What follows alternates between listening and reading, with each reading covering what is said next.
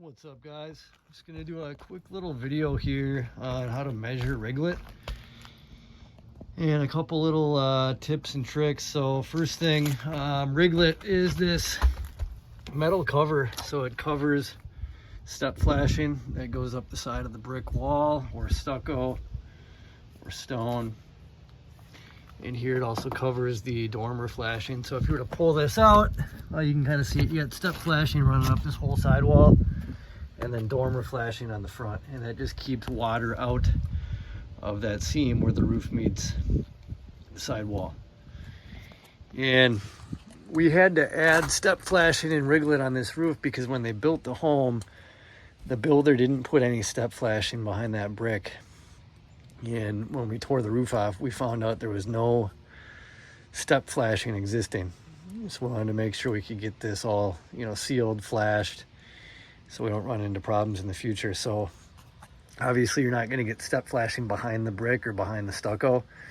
You can if it's vinyl siding or maybe a wood siding or a siding product, but with stone or stucco you just can't get the flashing behind the brick. So you got to put it in the front.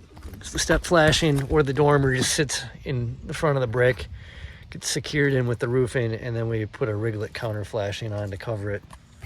Now when you're ordering riglet, I typically like to get my riglet for jobs. If I'm the sales guy on the job, I like the WD metal riglet. It's all custom made. It's steel. It's thicker.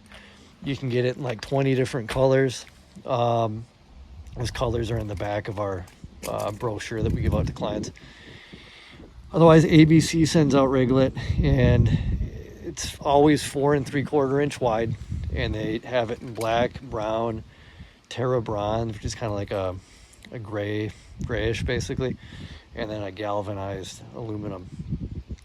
So I'm coming out here, we got to fix some of this riglet up. So there's a few little things, and that's what we're going to talk about. So you look here, the spot's kind of by the front door. The homeowner wants us to tune that up, so we're going to do that, and I'm going to use this to point a couple things out to you guys here. So if I measure this riglet, we got a 4 3/4 inch wide riglet, right?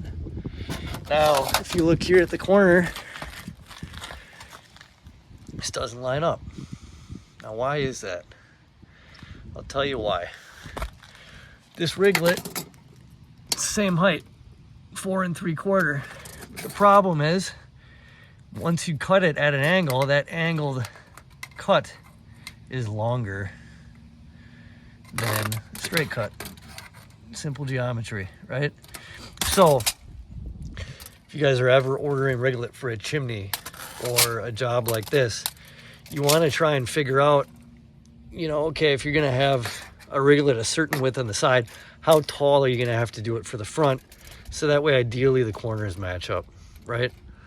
And on this one, what we could have used, if I measure the length of the angle cut, you're about 5 3/4, almost 6 inches. So if we wanted to get these corners to match up, we would have wanted to get wider stuff for the sections that are horizontal, and then that way the corners would match up with the stuff that runs at an angle. So the steeper the roof is, the bigger the cut's gonna be. So if this was like a 14-12 roof, you might end up getting something that's 7 or 8 inches wide. But anyway, that's the theory. And it's just a really simple little thing to help your riglet or flashing jobs turn out really good, right? And, when you're measuring before we build the job, or if it's the day of the build, you can figure, okay, I'm going to use probably a 5-inch riglet or a 4 3/4 inch riglet on the sides, right? And then so you can approximate, where is that how wide am I gonna need for the front, right? So you can kind of play around with where you think the corners are gonna sit in your tape measure.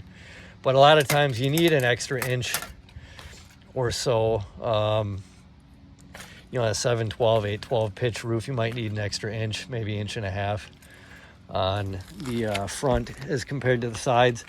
If it's a steeper roof, a 10/12, you might need a couple inches. But again, just look at it, play with it. So